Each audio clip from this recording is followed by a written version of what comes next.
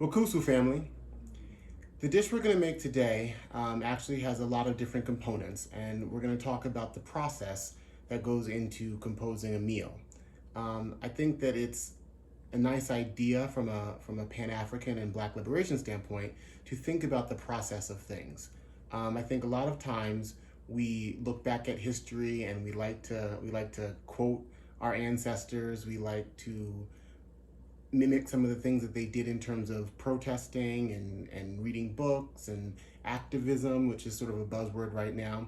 But we don't always take the time to sit back and think about the process, all of the work that you didn't see that went into making the movements for our liberation as successful as they were, the processes that didn't work and they didn't work out and weren't successful, and the level of diligence and attention to detail that our ancestors and we also have to be able to commit to and invest if we actually want to be free as new African people.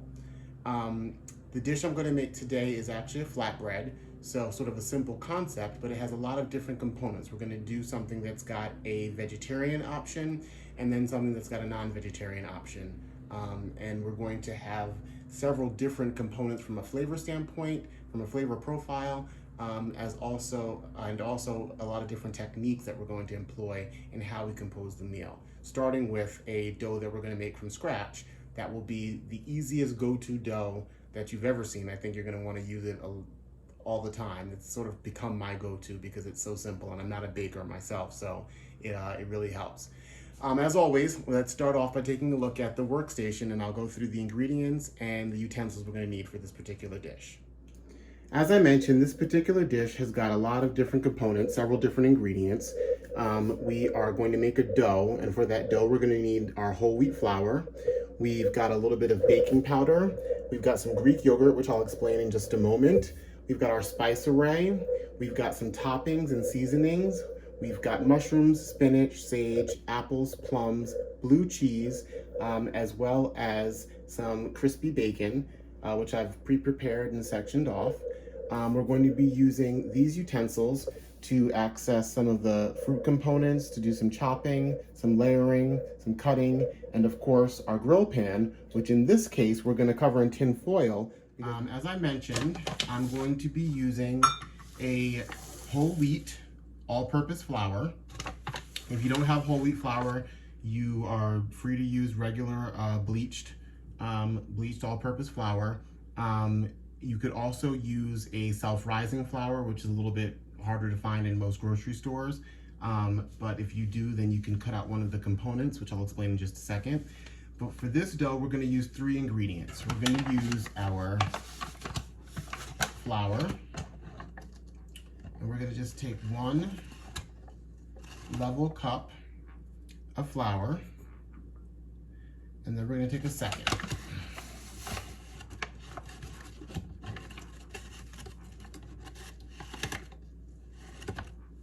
So 2 level cups of flour.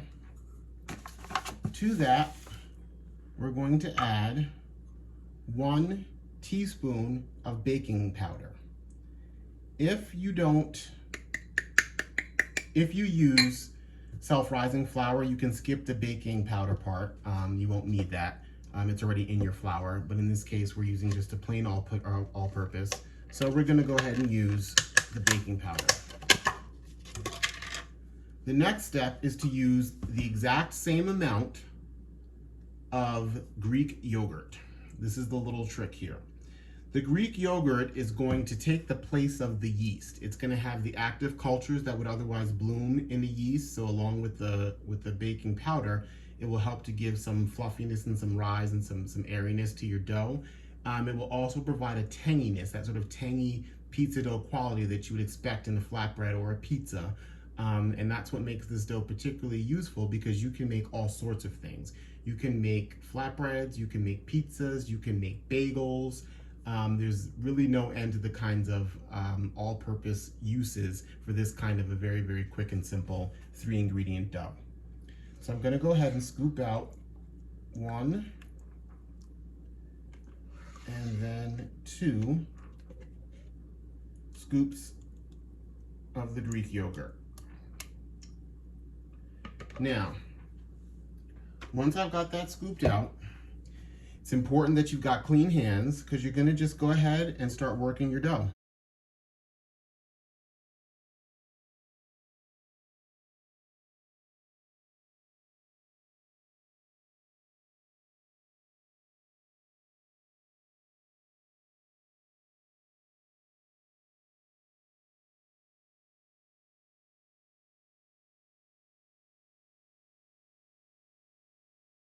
And just scoop it out onto your tabletop.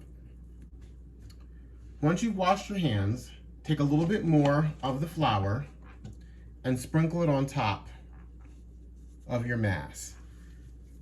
Then turn it over and just rub it all around. That's gonna help it not stick to the countertop. You might wanna use a little bit more. And you can notice that as soon as you start doing that, the dough is gonna come together. It'll be easier to form into a ball. Just pick up any loose stragglers and just form the dough into a ball. Make sure you keep your hands nicely floured so that you don't stick too much.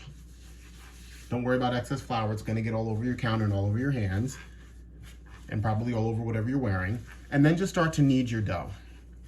Kneading your dough is basically just the process of turning the dough over on itself, flattening it out, rolling it back on over itself. What you're doing here is you're waking up and activating the glutens and causing the chemical reaction that dough needs to, or bread needs to, go through in order to puff up nicely and airily and lightly once you put it into the oven.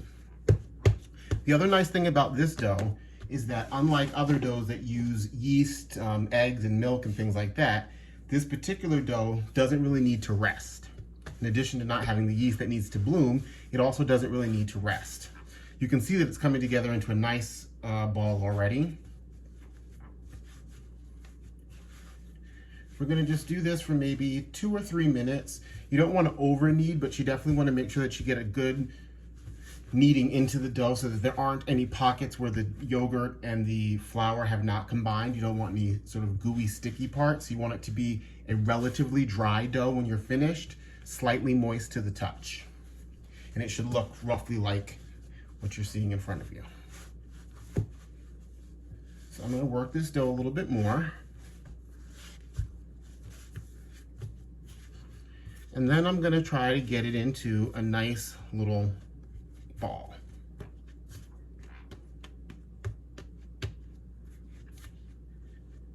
And that's what I'm looking for. Next thing I'm going to do is take a little bit of olive oil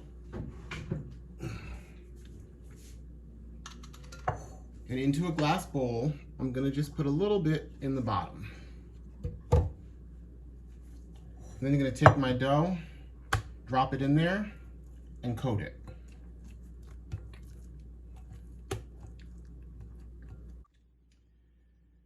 Now, I've gone ahead and cut the dough in half. You can see I'm using half the amount of dough from that ball. I'm gonna preserve the rest of it to use later. And all I'm gonna do now, because I've already oiled the dough itself, I'm gonna take a little bit more oil. I'm gonna just drop some on my baking sheet, which is really just my grill pan that I've placed some tin foil over the top of. If you've got a flat cookie sheet, you can use that as well. Just gonna make sure that we don't have anything stick. Now we're gonna start to form the dough into a flatbread. So all you wanna do is lay it out and start stretching. Doesn't matter if there gets to be holes, you can always fix that. Depending on your preference, you can have it a little thicker, a little thinner. I'm gonna go for a relatively thin flatbread crust here. Now, the shape of things is not super important, particularly if you're doing this at home. If you are having a party or you've got friends coming over and you wanna be fancy about it, obviously the shape of the presentation is gonna make more of a difference to you, in which case you can spend more time getting it into the perfect shape. Rounds and squares are typically the traditional shapes of flatbreads. I'm gonna go for a square-ish shape here. And again, this is why the oiling of the flatbread dough and the baking surface is important, because you are going to spend a lot of time hammering it down to get the space that you want, the spacing and shaping that you want. The other thing you'll notice here is I'm trying to make sure that I don't have some spots that are really, really thin and some spots that are thick, because I want it to be able to cook evenly all the way through.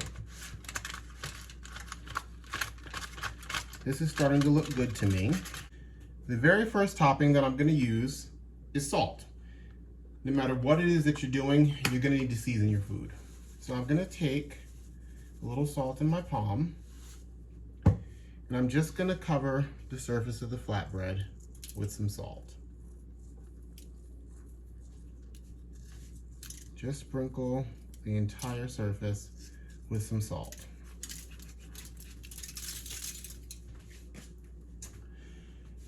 The next thing that we've got are these plums and these apples. You can see that I've sliced them both pretty thin. We're gonna go ahead and just lay those out. So I'm gonna do a plum, and then I'm gonna do an apple.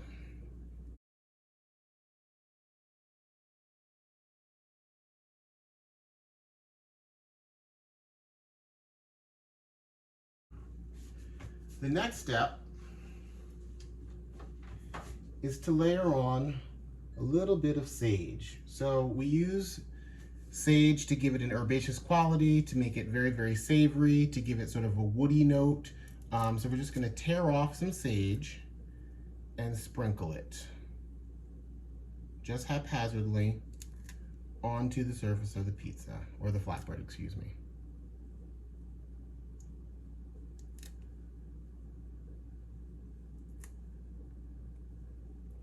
We're using fresh sage here. If you didn't have sage at home, you could try powdered, dried powdered sage, or you could substitute the sage for parsley. You could even use some mint, might go nicely with apples and plums. The next step and the next component that we're going to add is a cheese component. In this case, I'm going with Danish blue cheese.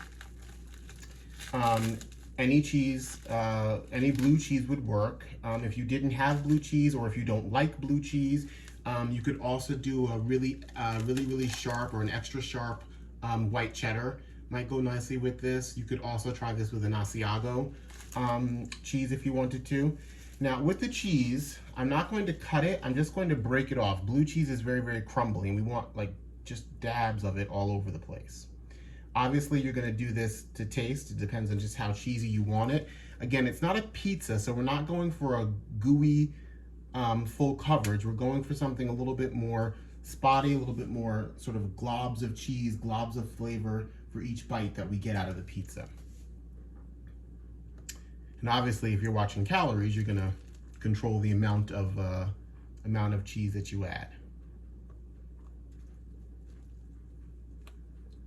Okay, I think that that's a good amount of cheese. Now, I mentioned that we're going to do this flatbread in both a vegetarian and a non-vegetarian option. The way that we're going to do that is with the next topping. So half of this, I'm going to use some bacon that I already cooked up. I'm going to use half of this pizza to sprinkle on bacon. So if you're having a party, you want to make sure that you cover your meat eating and your non-meat eating friends.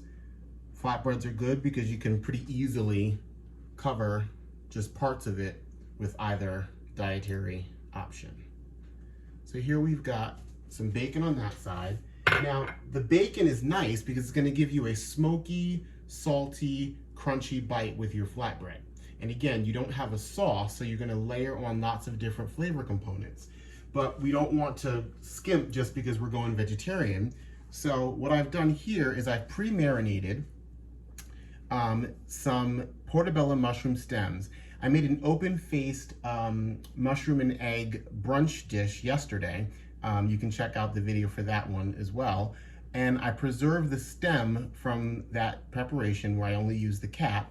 I sliced them very, very thin. You can see how they're sliced, sort of replicating bacon almost.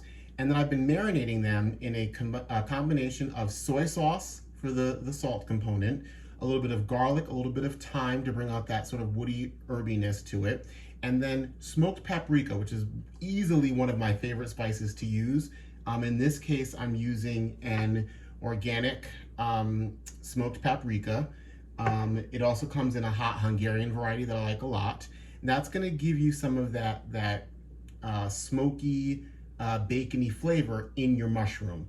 So it will replicate or at least approximate the flavor profile of adding bacon to your dish. So in this case, I am going to just tear it off a little bit. You don't have to, you could even just put the strips on if you wanted, but I'm going to try to keep things similar on both sides of the pizza. So we'll tear that into strips, and we will add an option for our vegetarians. Okay.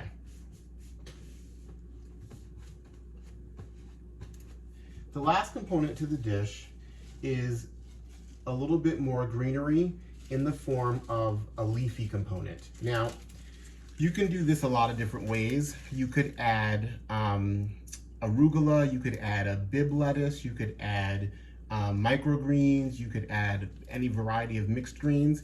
In this case, because I have a lot of it in the house, I'm going to use spinach, and I'm going to use it two ways. So first, I'm going to tear off and loosely sprinkle spinach onto the pizza itself. This is gonna help it have a cooked spinach component and bring some of that vegetable flavor to the dish, helping to balance out that sort of sweetness from the apple and the plum and give a little bit more savory profile to coincide with the sage and with the bacon and mushrooms. So we're gonna put that there. And then when it comes out of the oven, we're gonna top it with another sprinkle of raw spinach so that there's something bright and fresh to go with the dish, because it is a little bit rich with the cheese components and the bacon components. That is our dish.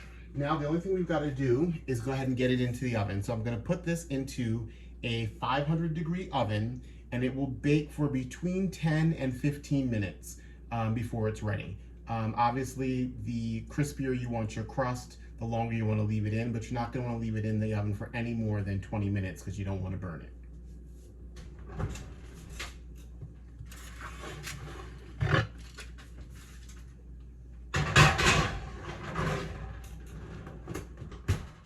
Okay, so I've got the flatbread out of the oven. I've actually trimmed off the edges. You can see, just so I get a nice square shape, I've gone ahead and trimmed it up. So again, when you're making that dough, don't worry so much about the presentation. You can always clean it up afterwards if you want to have nice straight edges. I've gone ahead and added a little bit more of the fresh spinach that I chopped up a little bit to give it more of a rustic but brighter presentation. And there's one last component that I'm going to add. Actually, two last components. The first is a little bit more salt, just to finish the entire thing, to season the fruit and to season the apples a little bit. I'm gonna add a little bit of salt. And then finally, the final component to balance that out is I'm going to add a drizzle of honey.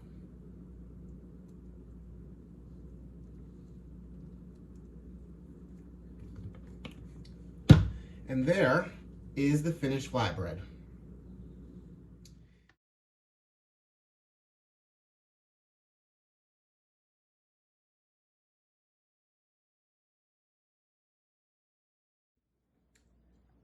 All right, let's go for a taste test.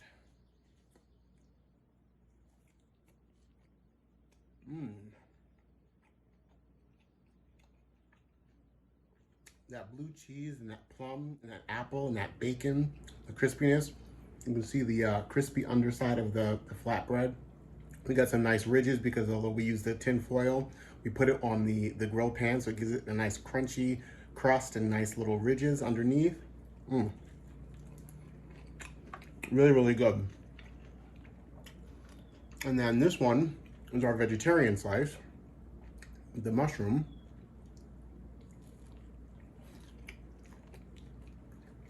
The mushroom doesn't give you quite the crispiness that the bacon has, but it gives you all of that saltiness, all of that smokiness with the paprika. It mixes so well with the spinach and the cheese, and that sage is just the perfect background foil to it. Well, thanks for watching. I hope that you give both that dough, which is a multi-use dough, and also one of these summer flatbreads. You can mix a whole bunch of different types of fruits and herbs and vegetables on top of an easy dough. Let me know what you think, and I look forward to seeing you on the next video.